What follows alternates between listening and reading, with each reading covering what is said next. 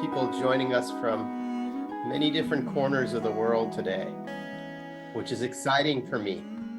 It's very exciting for me to have people joining from all over the world, because part of my vision, I'll share this with you as we wait for others to join. Part of my vision has been to weave together a web around the earth, around the earth, of caretaking the web of life. And so after everybody has arrived here on the call today, we'll go around and we'll do some introductions, and we'll share about where we're all sitting in the world. I know we have multiple different countries on the phone right now, or on the line with us right now. And to me, the vision that I had is this weaving of the web of caretaking of the earth, caretaking the web of life, so that we as humans become custodians of the web of life. And we have an international community, a community that reaches out, where if I put that vibration in my community and you put that in your community and you in your community, as we continue to spread, eventually all those ripples meet and we help to change the consciousness of humanity. Because we're, environmentally, I'll say that right now, environmentally, we are at a point where individual action is great, like picking up plastic on the beach or taking action to corrective action. It's very important. And it's past the point where only physical action can make a difference. We have to also work in the spirit world to help shift the consciousness of each individual. So when people's consciousness shifts and their consciousness becomes such that they want to caretake the web of life, and that's what they want to do, and that's what in their heart they want to do, then we'll find a way. Each individual will find a way.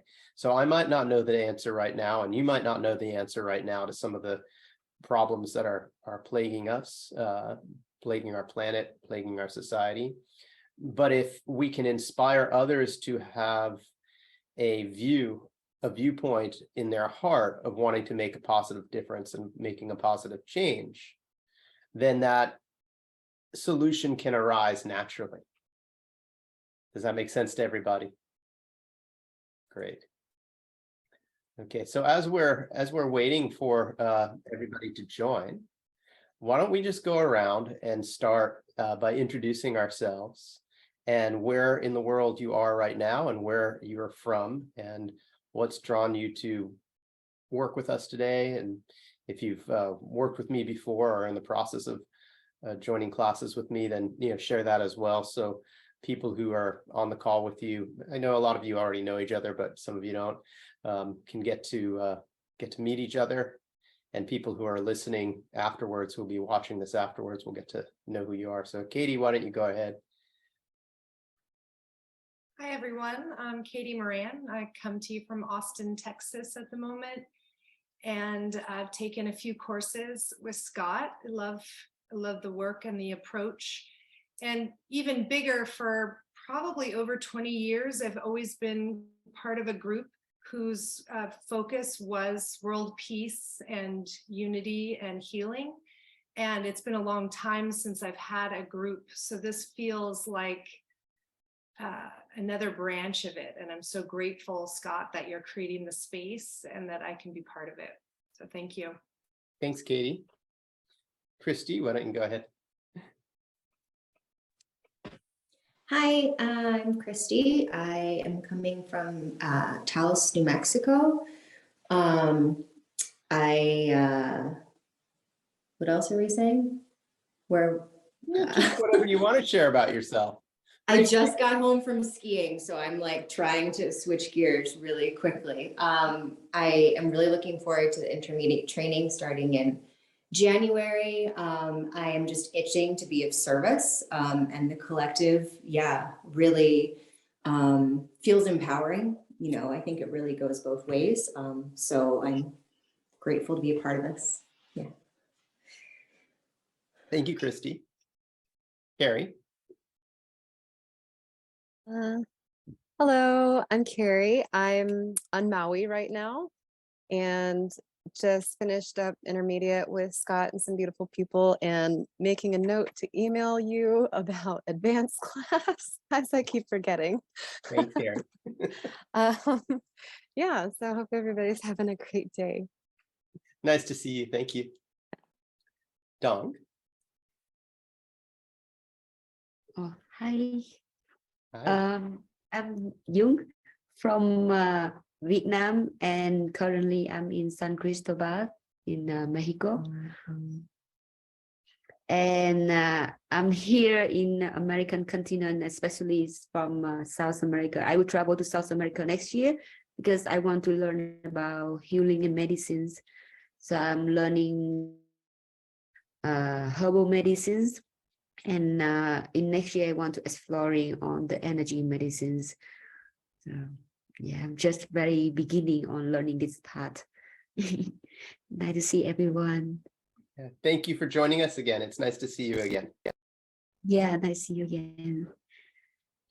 Nareni.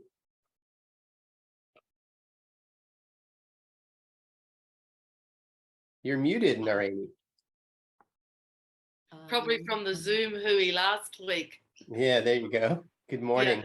No, morning. I'm currently living in Sydney, but I'm due to return to my home country, New Zealand, next month.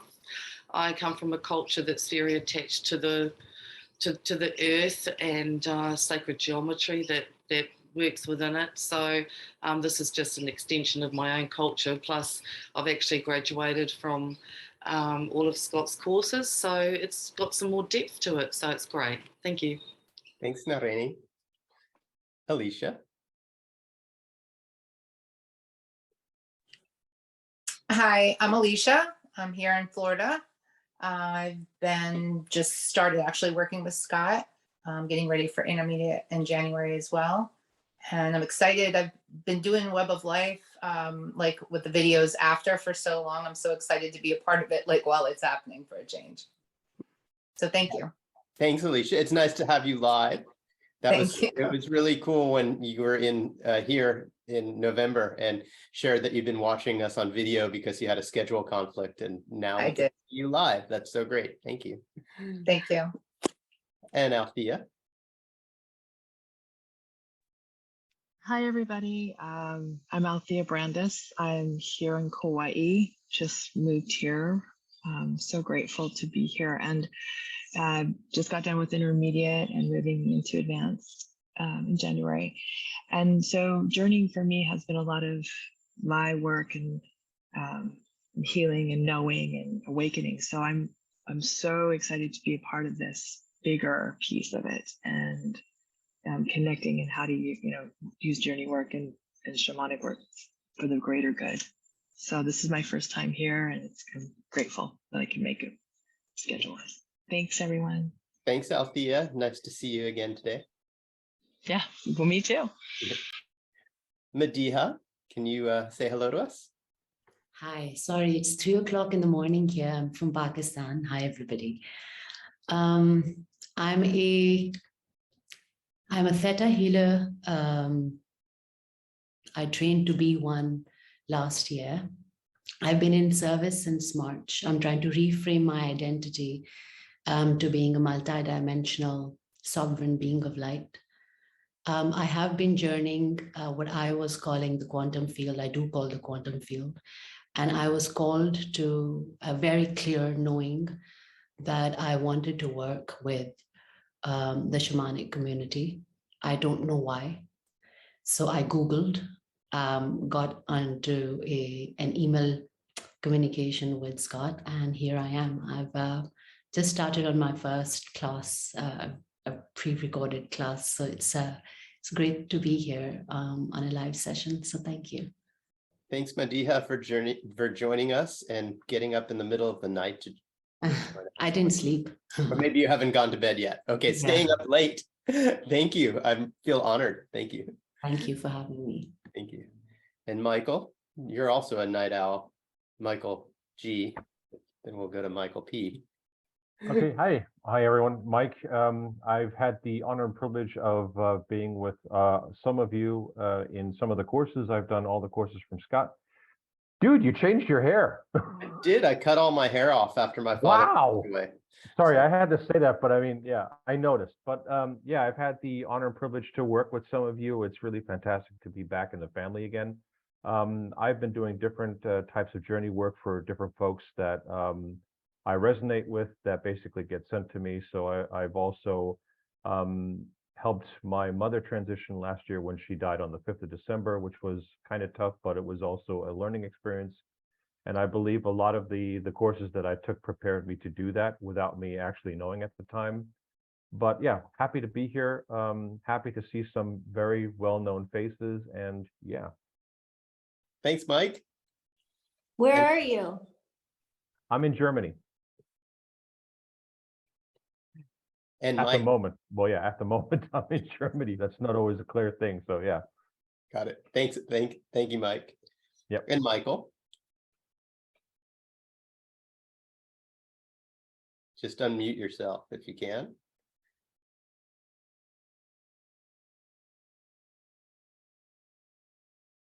Check, check, 1, 2. Now we got you. Go All ahead. right, there we go. Sweet.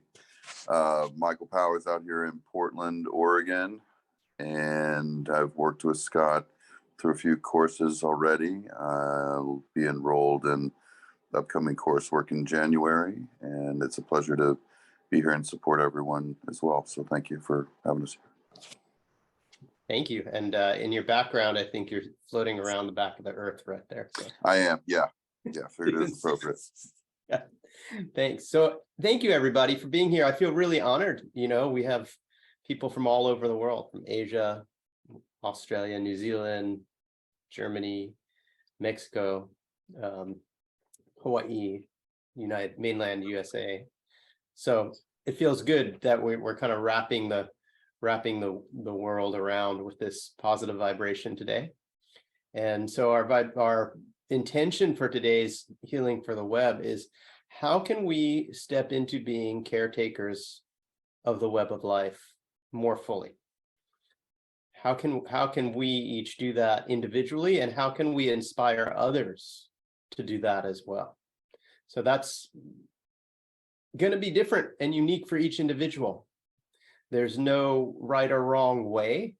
There's no playbook, if you will. It's an intent. We're setting an intent, and then we're going to be receiving the guidance from the spirit world, from Creator directly, from our power animals, from our upper world guides, maybe from our benevolent ancestors.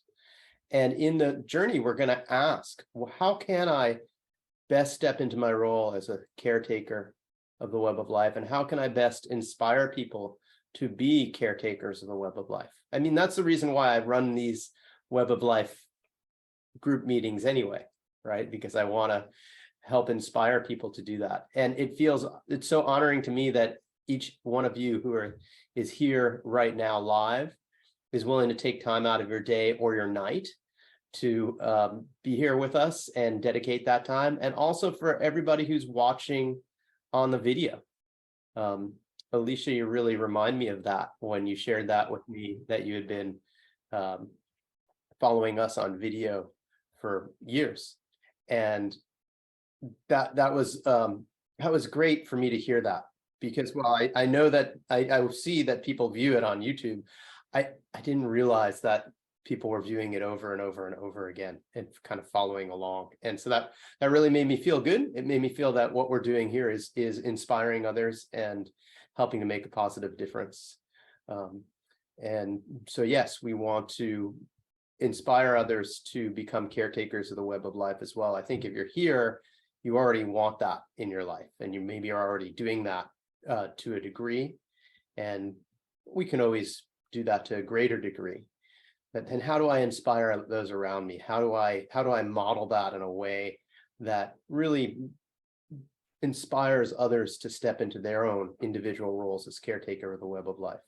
Because look, if we all have that mentality, then we've solved the pollution problem already. The actual physical problem gets solved down the line. But if everybody's mentality is, I want to be a caretaker of the web of life, then in that very act of doing anything that was going to pollute, if we found out we were doing it, an individual would be like, oh no, I don't want to do that. We need to find another way. So the problem is really, it's about a vibration. It's about a way of thinking in which people believe and have an agreement that it's okay for me to put trash on the earth, rather than it is for me to caretake the web of life. And so if we can help shift people's perceptions, help to shift the agreements that underlie people's ways of being in the world, then those solutions will be found. The people who are actually working in those industries or whatever that industry may be, and there's many, many different ways in which we put the web of life out of balance. But if every individual shifts their consciousness to want to maintain balance, the solutions are going to be found. We don't have to actually even worry about that. The people involved day by day in those activities will find the solutions, because they'll no longer be motivated to disregard the impacts of their day-to-day actions.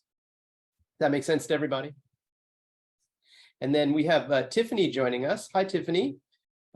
Everyone else introduced themselves, but if you just can say hi and say hi to everyone, tell us where you're from. And I am Tiffany. I'm from Topeka, Kansas.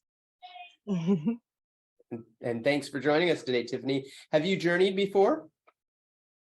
No, I have not. Did you happen to see the link on how to journey that is on the website? Or I'm not sure if I sent that. And were you able to go through and watch that video, or you haven't had the time to do that yet?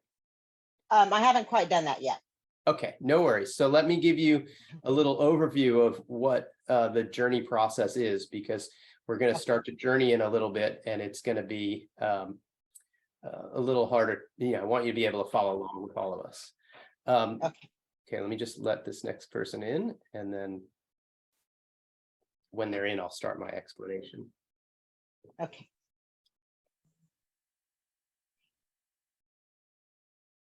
Hi, Juliet. Thank you for joining us. Hi, Juliet. Can you hear me? Thanks for joining us. If you're able to unmute yourself, can you just say hello so we can see who you are and where you're from? Hi, yes, I can hear you. Great, thanks. Where are you joining us from, Juliet? I'm joining you from the U.S. Virgin Islands. Oh, great.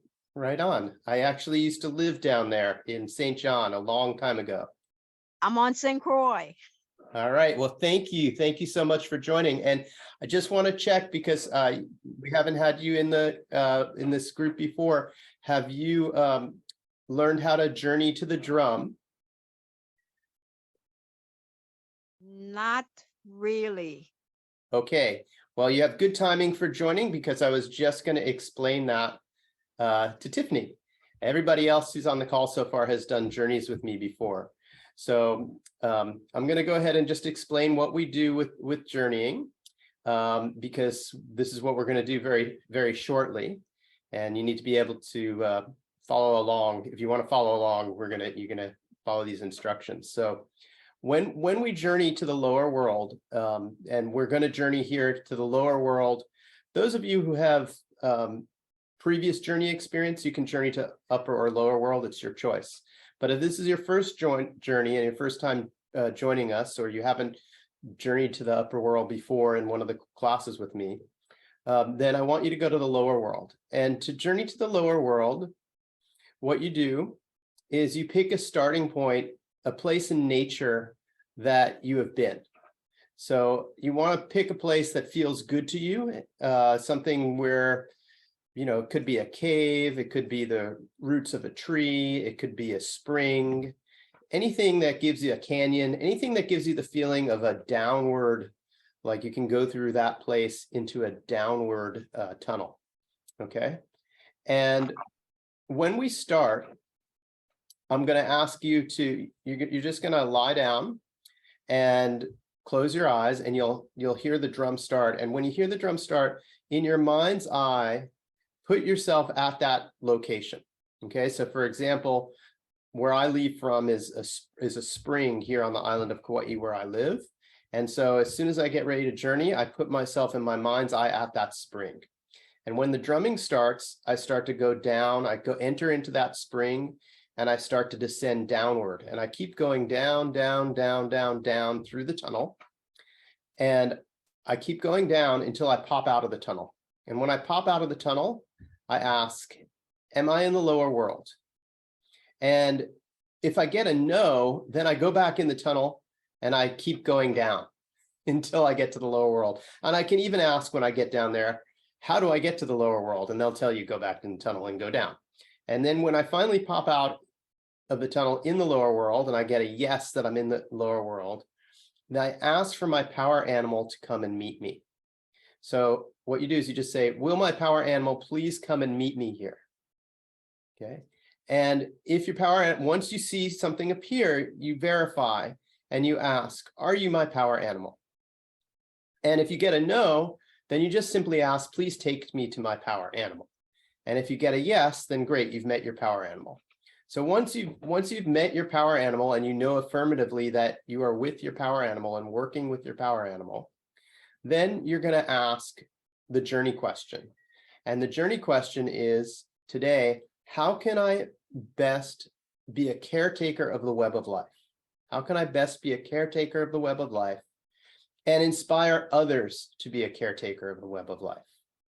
So if it's your first journey, you might get some healing in that journey from your power animal. Just do your best to receive it, accept it sometimes, and be open to receiving whatever comes, because this type of communication that we receive in journey work is very similar to our experiences during a dream. So when we dream, a lot of times things don't make physical sense, right? Like I can go to sleep and then all of a sudden I'm in New York City eating pizza. And then the next thing I know, I'm, traveling around in China or, Europe or wherever. And if you were to tell somebody, oh, I laid down last night and closed my eyes, and then I was eating pizza, and then I was walking on the Great Wall of China, and then I was surfing this giant wave, they'd be like, you're nuts. You didn't do that by just laying down in your bed. But of course, in our limbic mind, when we're dreaming, that's what's happening. So the shamanic journey state of consciousness is very similar to the state of consciousness of a dream. That's why it's called the dream time in Aboriginal society. Okay, so that we want to be open to the idea. Don't let your logic mind get in the way, right? If something's happening and you're seeing light, or things are happening for healing, or you're just seeing inspiration that's maybe nonverbal, or maybe it's visual, maybe it's just a feeling, maybe it's just a knowing. All that is valid ways of receiving information in the spirit world in journey work. Okay, so that's what we're going to do. We're going to go down to the lower world. You're going to meet your power animal. Once you know that you've met your power animal, you're going to ask, how can I best be a caretaker of the web of life and inspire others to be caretakers of the web of life? And if you want to ask for additional self-healing to make that happen, you're welcome to do that. So you're going to hear me drum. When the drum starts, that's what you're going to do. And at the end of the journey, you're going to hear a callback, right? So at the very end of the journey, you're going to hear and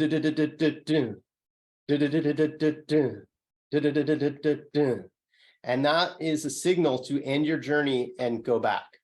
And then you're going to hear a much faster drum beat. That's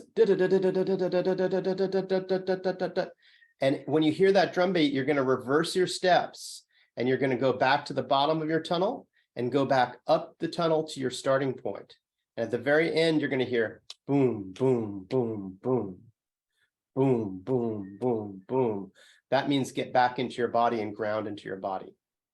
And when that's all finished, then you're going to grab a pen and a piece of paper and just take some notes about what you experienced in your journey. And then we're going to all come back and share. Okay, so does anybody have any questions about that? Is that clear? Okay, great. So here we go. We're going to start our journey. And again, thank you very much. I feel honored by all these wonderful people here from all over the world joining us today.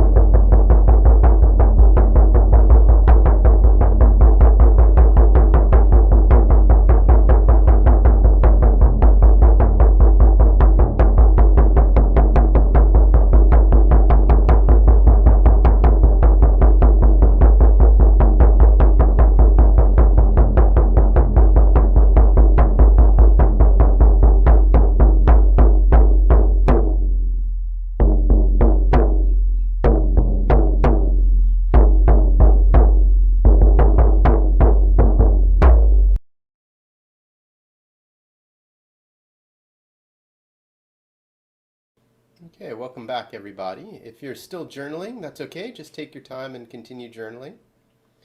And if you're ready to share, why don't we just go around and we'll give everybody an opportunity to share what they were shown. Who'd like to share first? Just go ahead and unmute yourself. Yeah, go ahead. I can, if that's okay. Yeah, please, go ahead. Thank you. So I journeyed to the upper world with my spirit animal. And for the first time, this is my second time journeying within the shamanic consciousness or with the shamanic consciousness. And so today she revealed her name, and it's a she of the sky. She's a white wolf. She's gorgeous. So we traveled to the upper world, and I'm not going to talk about the beautiful journey that was, but when we did arrive at the upper world, another beautiful place, I was greeted. First of all, I knew that I had to ask permission, and I remember reading that somewhere in the document that you'd shared. Some places require permission, so I knew that I had to, and so I did, and I was given it. There were these beautiful tree beings, and so I stated my intention, which was what our collective intention is. And I was given a leaf that was placed on my palm. And I then requested if you could please help explain. And the funny thing is, and of course it's not funny and there are no coincidences, but the funny thing is I had just ordered packaging because I knew that I have a small orchard here in my backyard. And so I knew that I had to collect leaves and kind of dry them and place them as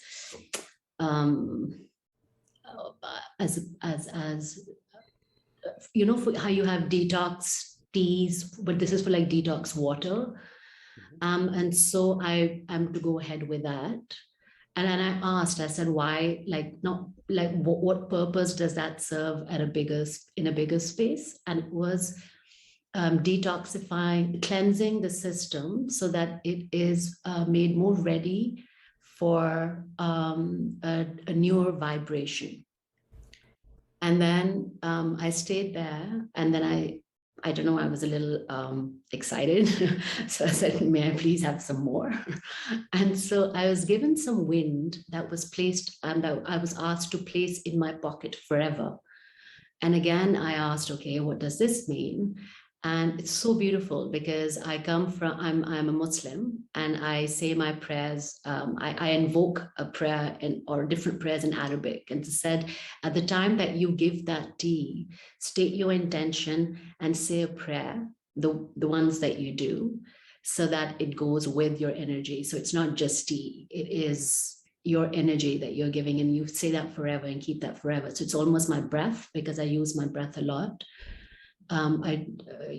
So that's it. And another thing that I do want to share is that I feel very strongly that my ancestors have traveled there before, because I said I've been here before. And then my other spirit animal for the first time, and I've met her in, I didn't know, they're all hers for some reason. So I've met her in the ordinary reality, as we call it. Many times, in all the most amazing instances and the most life-changing instances in my life. And so for the first time, she revealed herself, and she's this cheeky little thing. So the wolf is beautiful, it's wise. She's wise, but the butterfly is a younger one. And then they both journeyed back to the ordinary reality, to my takeoff point, which was the top of a mountain. And thank you. That's it.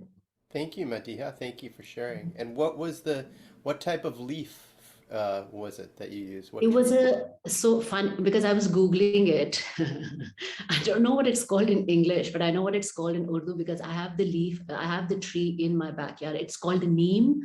So it's a mahogany tree leaf. Yeah, neem. We have the same. Yeah. Okay. So it's amazing antiseptic properties as well. And it's just excellent. Otherwise for our health, for the gut health as well. So we kind of chew it. It's super bitter, but we're going to chew it anyway. So Yeah.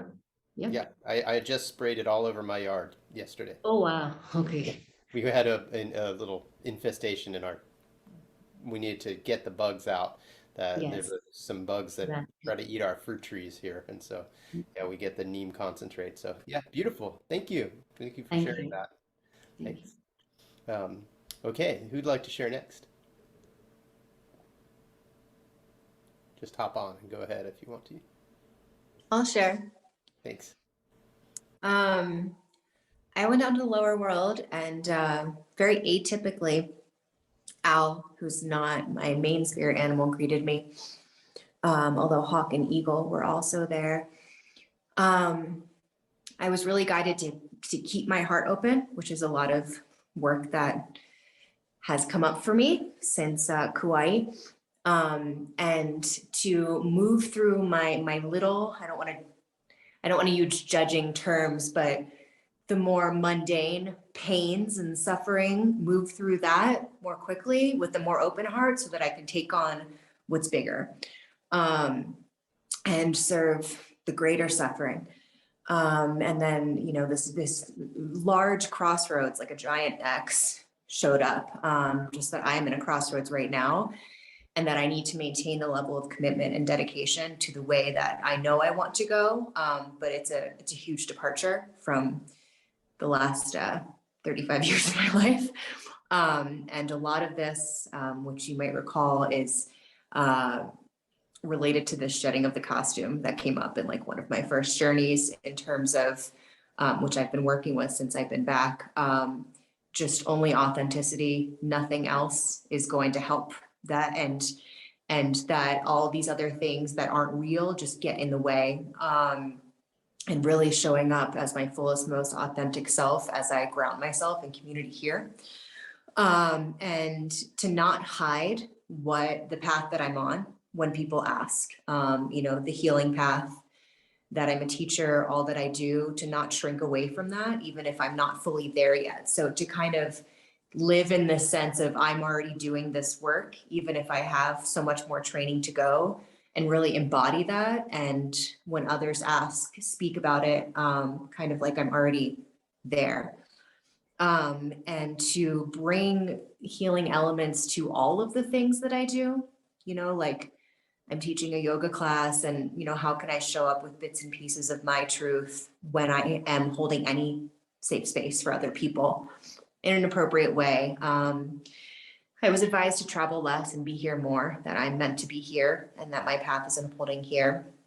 And then at one point, hawk flew me up so high, like so high, above earth. And I could really see that, like, the value of perspective, because from a distance, everything is beautiful.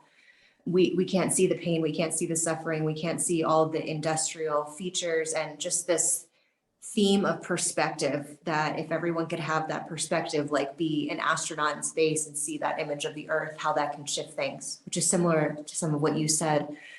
And to start working on the business that I'm not even able to, how do I articulate this? To start creating my own business, even if I'm not able to show up as fully in that business yet. Just start doing it, start working on it, make a website, and allow room for change, that everything will evolve and that's okay. But to start putting that work out there for others to see, and don't make sure that all of my relationships in terms of inspiring others with the work that I do are really synergistic. And if they're not, like, don't try at all to share what I'm doing and why I'm here and why I'm showing up. Just move on to those relationships that really have that right relationship, energetic exchange. Yeah, and to that, you know, I've been in a space of being more than doing, and that the doing will become more and more effortless. And that as it does, that will show that this is the right work. This is the healing work, as it feels more just in flow with myself. Thank you, Christy. It's really beautiful. It's yeah, really beautiful. Thank you for sharing that. There's something to be said for just the making sure that the energy exchange is balanced, because if it's not, when you put yourself out there and you're starting something new, it's vulnerable. It's a new seed, right? And when we're trying to hold space and help others, and it's a vulnerable place to be in. You put yourself in a vulnerable place. So as you were shown in the journey, if you say, okay, now I'm going to step out of the accepted paradigm and I'm going to do something different here, where we're going to inspire people to be custodians and caretakers of the web of life, you're kind of putting yourself out there, and you're in a vulnerable space when you do that. And if on that first sign that it's not pono, as we say in Hawaii, if it's not right relationship, if the energy exchange is imbalanced, then that can suck a lot of the life force out of the project that you're trying to start. And that's for any project, right?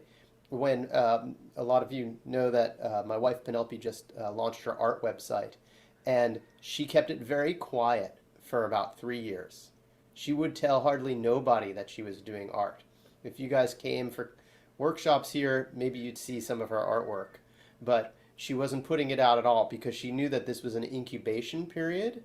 And just like any other incubation period, like when you're going to birth a baby, a woman, especially in the last trimester of pregnancy, needs to be very sheltered, right? So that she can, open herself up to those cosmic forces and be in that vulnerable space before giving birth. So it's the same thing here with anything that you're launching on a project way, or any kind of new way of being. When you're in a vulnerable space like that, you want to make sure that you really protect that space of vulnerability for yourself. That's so important. That's so important, that balanced energy exchange. So thank you for sharing that, Christy. And Alicia, I know you were trying to share twice, so go ahead. Got it. That's fine. No problem. Mine was not that detailed. It was kind of actually fun. I went to the lower world. I met my black jaguar Seamus, and he said, get on, we're going for a ride. And we ended up at a beach, and he told me to sit and wait. So I saw some seagulls, and I asked if they would be willing to help me with my questions. And they basically told me no, they were busy. So I waited, and then my hands were kind of like sitting in the sand, and the starfish, all of a sudden, I don't know where he came from, kind of just crawled up into my palm, and he was like sucking on my palm, like stuck to me.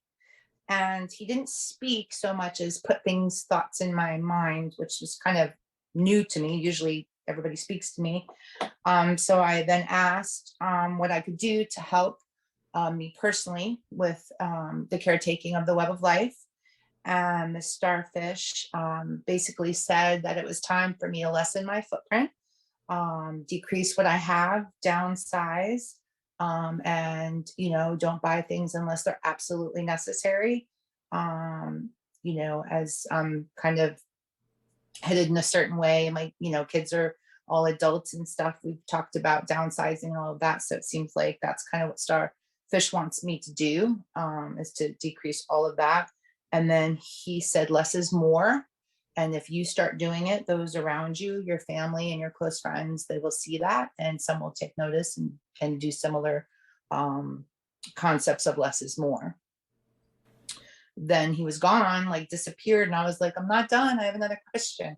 And Seamus told me to wait. And then Seamus, my power animal, told me I was going to receive healing, to lay down on the sand instead of asking a question. So I laid down, and as I laid down, all these fiddler crabs came. They like move as a swarm. I don't know what to call them. It's like a swarm, and they move sideways, and they're moving over here, and then they're over here, and they're like running all around me.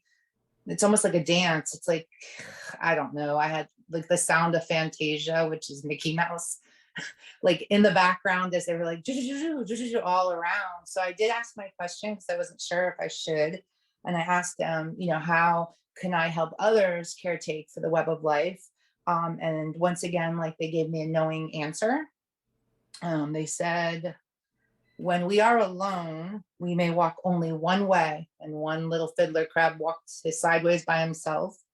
And then they said, but when we are together, and they all got back together doing their all over the place. When we are together as community, we will walk many paths. So basically they said, stay with my new community here. Keep doing what I'm doing as I move forward, you know, with my new business that I've been developing, that will also help.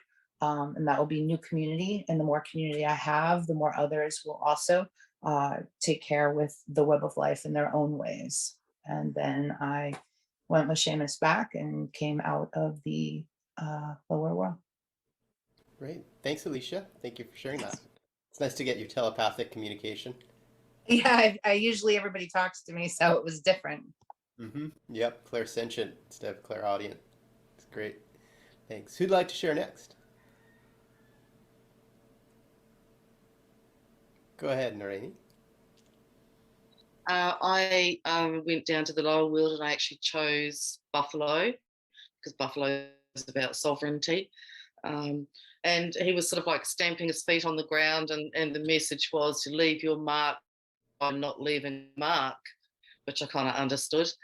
And then we sort of did it's quite similar to Alicia in a lot of ways, actually. It was like, then we sort of like circled the herd and then went off by ourselves, and then circled the herd, went off by ourselves. So it's that same sort of, you know, you're gathering and then you sort of disperse a little bit and then you're gathering again. The other theme I got from that is you know, in the 1970s, there was not one storage unit in the world, and now they're everywhere. And I, you know, same as Alicia, I got the message to declutter. I've actually got a lot of really, really nice clothes that I don't need to wear anymore, but I'm going to wear them at home. I've decided I'm not going to waste anything. I'm not going to rebuy anything. I'll just walk around in my really nice clothes at home by myself. And also, you know, I don't need the amount of stuff that I've got anymore. So I'm actually going to go on to a real decluttering, you know, venture when I get home, and continue. I mean, for us, we are called Caretakers of our earth, which is guardians of our earth and caretakers of our earth. And you know, the talking, it's like planting a seed, and then you've got to put a little bit of water on it. And so, you know, I'm often going bloody bloodies, but I need to sort of like action some of those things as well. So that's what I got out of it, and it was really, really good. So thanks. Yeah, thanks, Nareni. Okay, who'd like to share next? I will. Okay, go ahead, Christiane. And just say hi to everyone, because you signed on after everybody had introduced themselves. So just share who you are. And hello, everyone. My name is Christiane. And sorry, I was a bit late. I tutor around the corner, so that's why I was late. No worries. And yeah. Tell everybody where you're joining us from. Oh, I'm from Toronto, so I live in Toronto. Great. Thank you. Okay, now go ahead. Yeah. Okay. So the roosters, I think you have roosters. Do you have roosters? Oh yes. Like Hawaii has lots of roosters.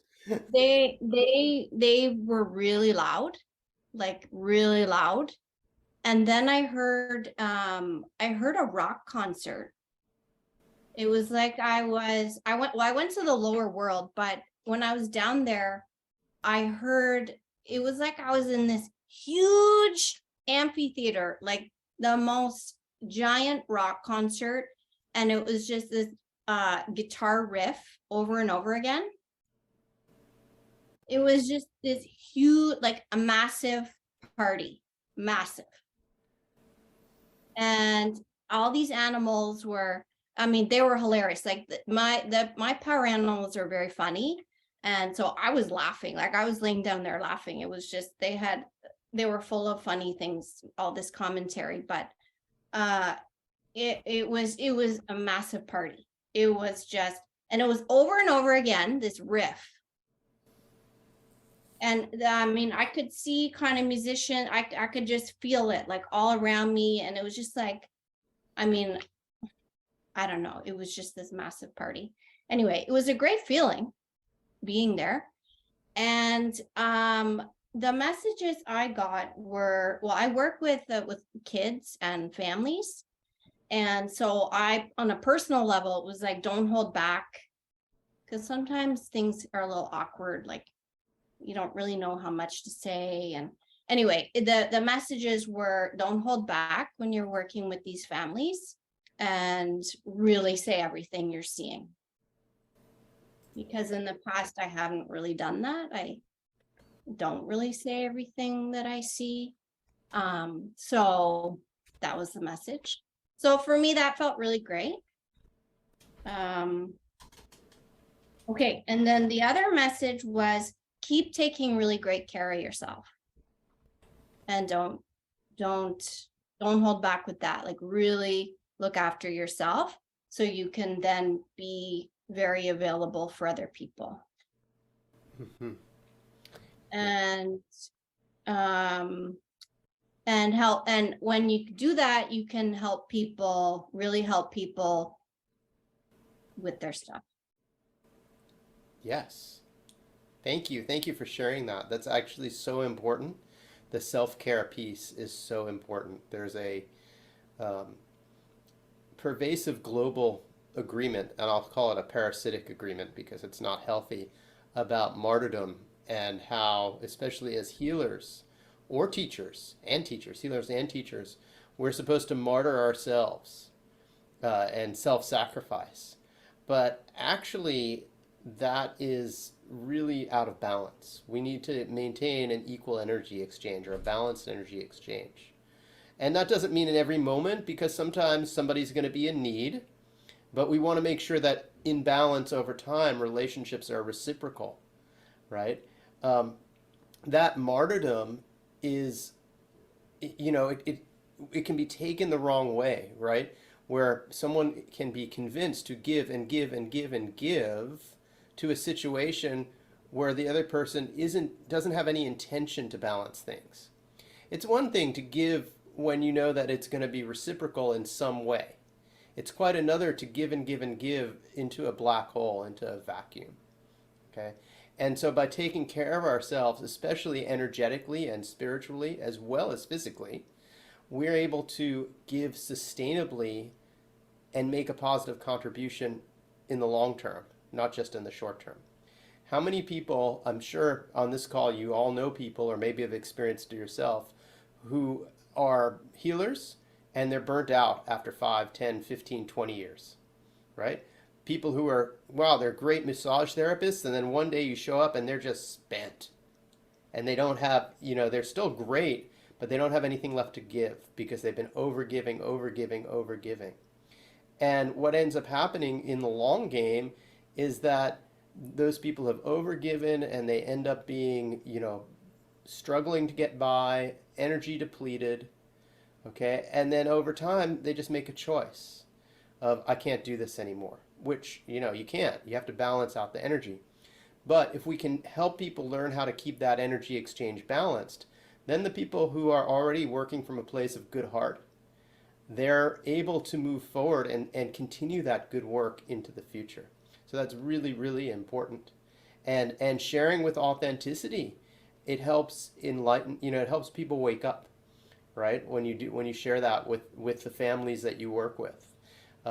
It helps them, of course you have to do it delicately in a way that can be heard, obviously. I'm sure you'll get that part and you'll know that part. But it helps normalize the shamanic consciousness. It helps normalize intuitive awareness. It helps normalize speaking about things that are often unspoken about within our society. And by normalizing that, it allows people to embrace a more holistic view. And they can see the connections of like, oh, wow, because I'm out of balance in this way, also my relationship with the web of life is out of balance. Or because my relationship with the web of life is out of balance, my relationship with my family is out of balance. And bring all that into harmony, because we really need to make sure that our home base is taken care of, ourselves and our family. When that's in balance, then we can move on to the next part. So Thank you so much, Christiane, for sharing that. And nice to see your face, knowing you from Thank you. the emails of Journey Work together. So Yes. thank you. Yes. Yeah. Yes. thanks. And I'm gonna go ahead, Mike. You go ahead. Okay, I'll try to make this really short.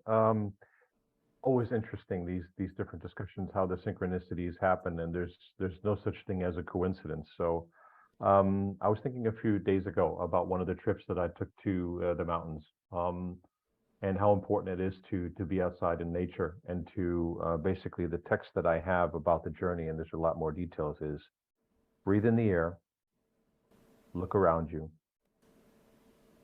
take it all in, appreciate it all, take pictures of the things that you're experiencing, especially the hikes and where we're at and the things that we do, the retreats, and start to create the awareness. So one of the things that I try to be careful about is when we're hiking, just like some of the pictures I posted on Facebook, I try to be a little bit careful, but I think tonight, well, for tonight for me, in the area that I'm in, this trip or journey was more about using the information that we have available to us and creating the awareness. So it's not just about the trips that we're doing, getting out in nature, which is pretty important, but also using that to create the awareness, to show people, okay, well, look at all the stuff that we have. You know, it doesn't have to be materialism. We don't have to buy the next iPhone, or we don't have to do this and that. These are these things that are poisoning us to an extent where that commercialism is just getting pushed into everyone, and just go outside. And I wrote that post, I think 1 or 2 days ago on Facebook as well. And it's just interesting how it comes back to what we're doing tonight, and it just resonates. So I went down to the lower world with Sister Crow, and that was some of the things that I was shown. So those words again: breathe it in the air, look around you, take it all in, appreciate what, you know, where you're at and what you're looking at. Take pictures and the memories and create the awareness with that. That was basically the gist of the message that I was given in this one specific journey. Great. Thank you, Yeah. Mike. Thanks for sharing that. And I'm going to segue into that one, because both what you said and what Christiane said, one, and everybody showed up to some degree in my journey as well.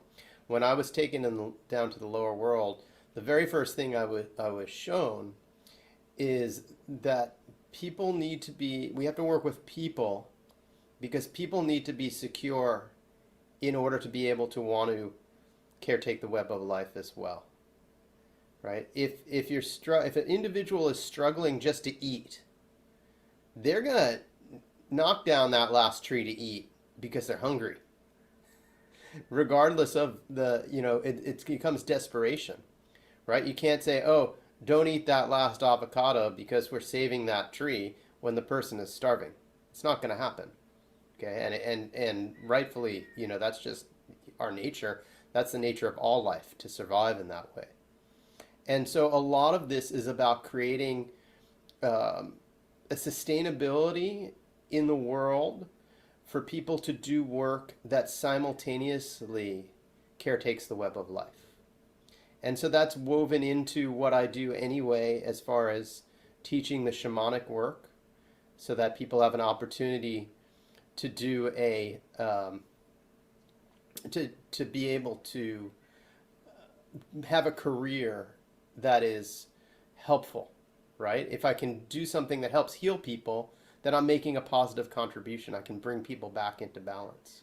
But there's many ways for that to happen, right? If I can create jobs for people, or any of us can create jobs for people that help do a positive thing, right? Grow more food in a sustainable way, create permaculture rather than chemical orchards, et cetera, et cetera, et cetera. Then we're making that positive. We're giving people an opportunity to step in and be caretakers of the web of life. A lot of times people don't have that opportunity, right? They're forced to make this choice between survival and living in their values.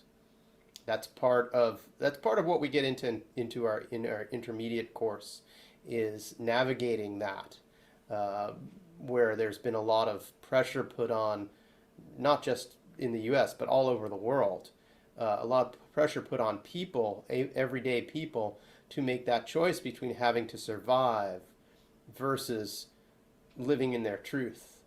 And I think most people, if given that choice, would rather live in their truth and do something that is in balance with the web of life, as long as they're educated as to what that is. But again, not to the point where they're going to have to starve or suffer, right? So this is where we are. We have to look towards that. Like, how do we help people? When we were just in French Polynesia, I was having the discussion, and we were talking about how some of the resources there were being overfished, right? And some of the clams on the reef were being taken because people want to eat it.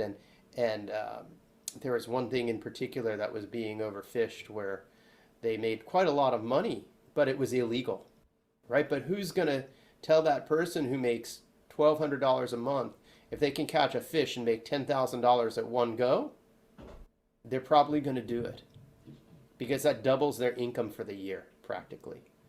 Okay. And even if it's endangered, because they're not seeing the difference, they're not seeing that, right? They're just seeing, wow, I can actually feed my family better. And so this is where I was shown, as far as how I can help others step more into their role as caretakers of the web of life, is find ways in which people can do sustainable work. And that's fulfilling on a spiritual, emotional, physical, and mental level, okay? But also abundant, so that people get rewarded just as they would for other jobs. Have a place where, yes, you can be abundant and prosperous by doing something in a positive way, whether that's doing healing work or something else. Okay, so that's where I was taken with this journey. And so it was interesting to put that out and share that with everybody. So thank you. Okay, who'd like to share next? We got a few more people. Just go ahead and I'll go ahead and go. Yeah, go ahead. Thanks, Tiffany. I have my Bluetooth in, but can you guys hear me? Yes. Okay. So I grew up in the country, and our driveway had a creek that ran across. So that's where I started on my journey. I walked along the creek. I followed a hawk that was in the sky. The hawk led me to a big grizzly type bear.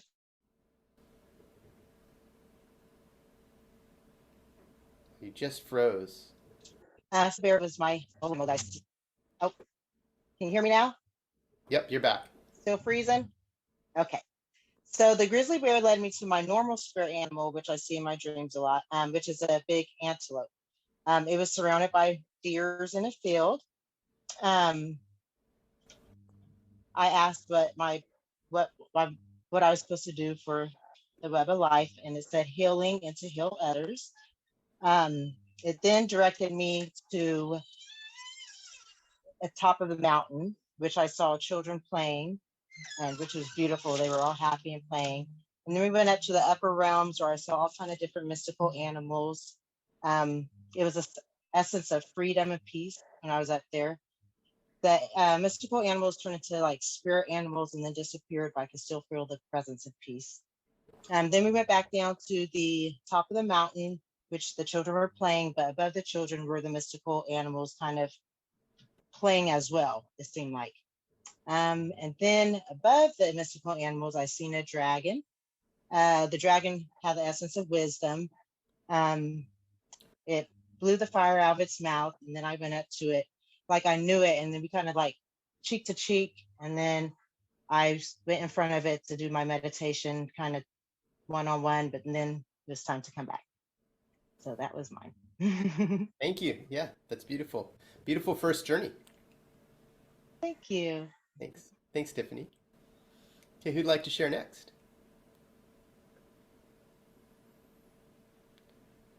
Go ahead, Katie. So I met Hawk down in the lower worlds, and instantly it was almost like it was on fire. It turned very, very golden. Either it was on, it felt very intense, purposefully. And so I asked how I could best serve as a caregiver, and it went right into very things that I can do on this plane. So I'm a teacher, I work at a school, and I'm always picking up trash around the school. And it said to, instead of putting the trash in the trash can, to start collecting all the trash in another bag, in a separate bag, to show the children how much trash I collect in a month, so that the students can have a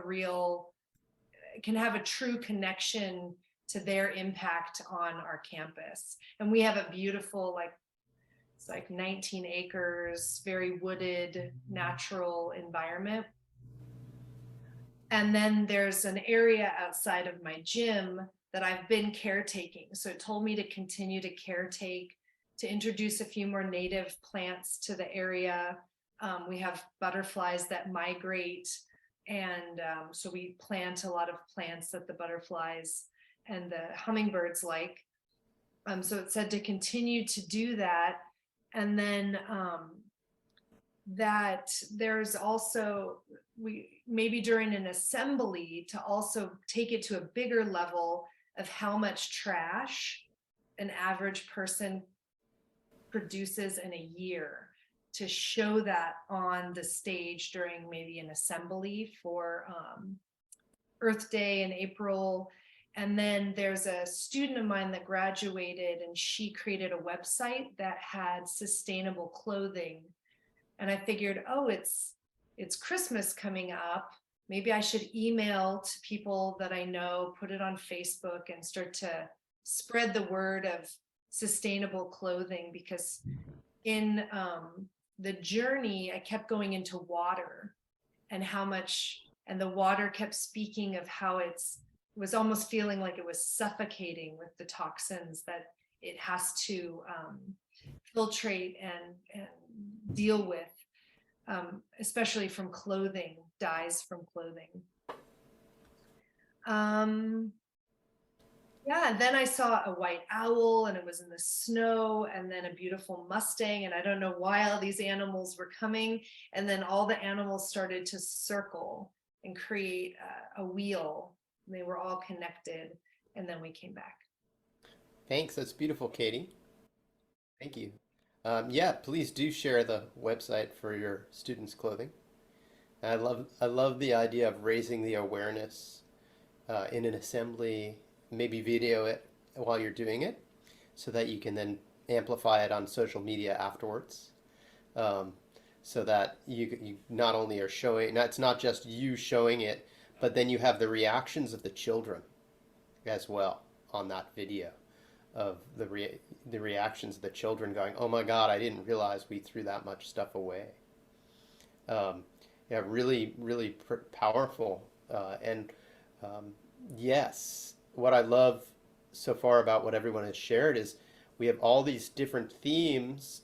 Well, it's a similar theme about what we can do to help with the web of life, and yet different angles of presenting that and actioning that in the world, right? Like, because of who you are and where you are, and as a teacher, and your access to these children and the resources there at the school, you have an opportunity to do something that I wouldn't be able to do because I don't, interact with children in that way. But I have an opportunity to do something different than you do because of the people who I interface with, just as everybody else here on this call or watching this video later is going to have an opportunity to make their own unique difference in the world. And so thank you for sharing that. It's very inspiring. And what you talked about as far as the water, water is the lifeblood of the earth. And just as if we have a lot of toxins in our blood, it's going to lead to illness and imbalance. That's what happens in the earth too. And it's not just the rivers or the creeks or the ocean, it's also the aquifers, right? So a lot of times there's a lot of water that we're not aware of day to day because we don't see it, but it's the aquifers running under the ground that we don't even know about, we don't think about unless you're in hydrology, okay, or you're going to dig a well or something. And if those aquifers get polluted, man, that's everybody's drinking water. That's all the groundwater that comes through. And so purifying that water is it's so important, just like purifying our own blood. We don't, we've all known people who toxify their blood through diet and alcohol and drugs and things like that. And, you know, we see how they evolve over time with a host of seemingly unrelated illnesses, but they actually do end up being all related to that toxic blood condition. And that's what we've done to our planet, unfortunately. And anybody who's ever been to the source and drank really good spring water where there's no pollution upstream, wow, it's such a difference. And if you do that for weeks on end, if you're in the backcountry in a place that really has no pollution and you're living off that spring water for weeks on end, wow, right? There's some places where we go and the spring water is, you know, 100 years old because it's taken that long to filter down through the soil and everything, and you drink that and it just feels so pure, right? And when I was in the Arctic, in the Yukon, and all the groundwater was coming up all these artesian springs, you'd walk through a field and there'd be just a hole. Literally, you'd be walking down this meadow and then there's a hole in the ground, and underneath it, about a foot down, is just this running water. And you just stick your water bottle in there and drink it. It's the purest water you could ever ask for in the whole world. And, you know, we climb a mountain and you look around 150 miles in every direction and you see not one road, not one building.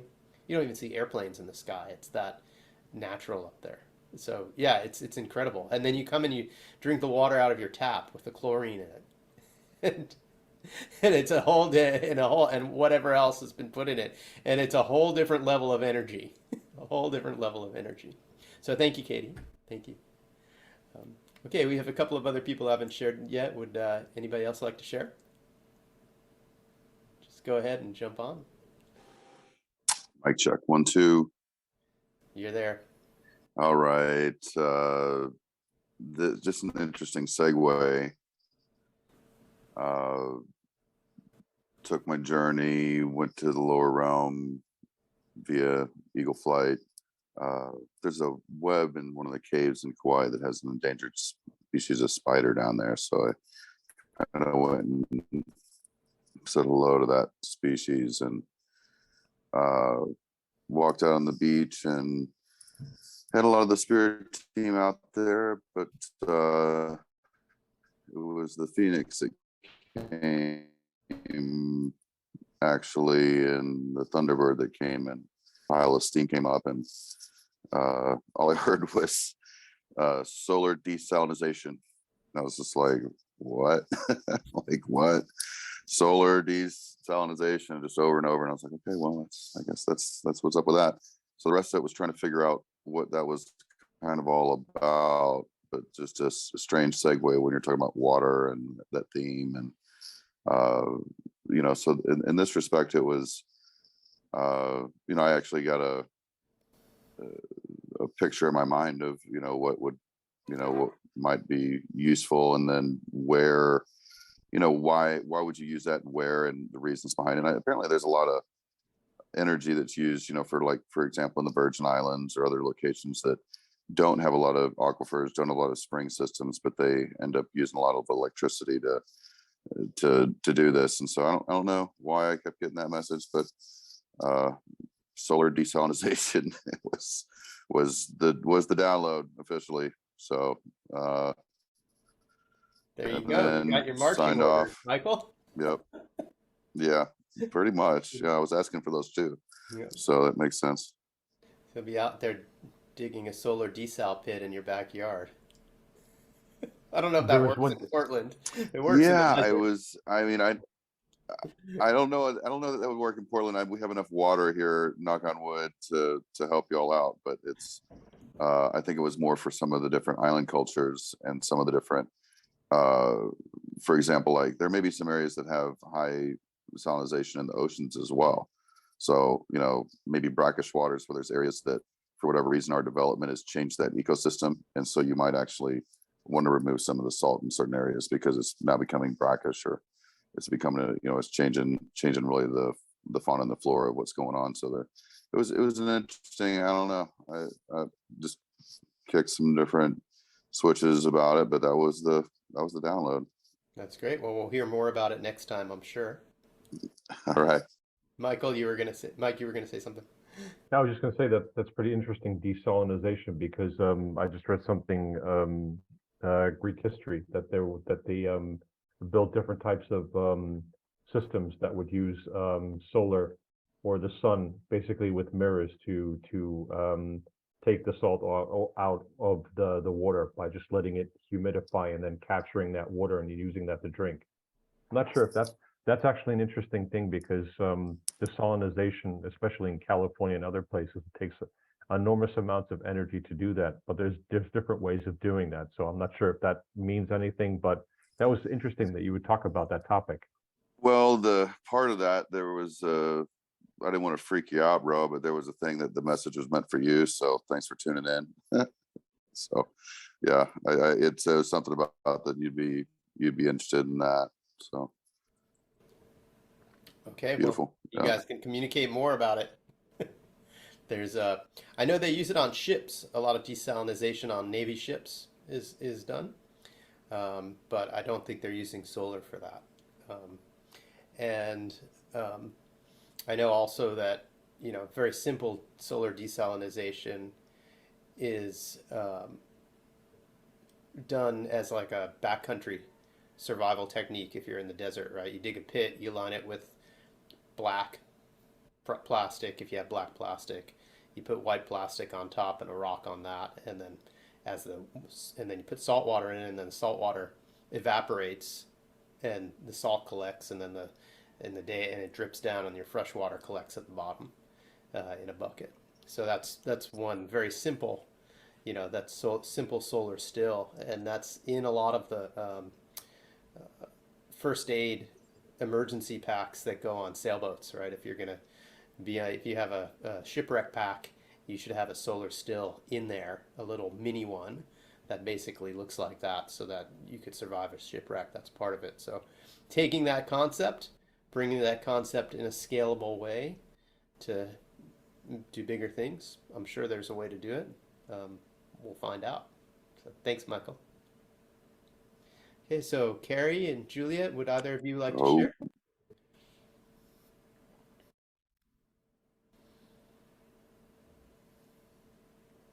I'm good right now. I got a lot of integrating to do. My journey was intense. Okay, thank you. Thanks, Carrie. And Juliet, would you like to share? You just need to unmute yourself if you would like to share.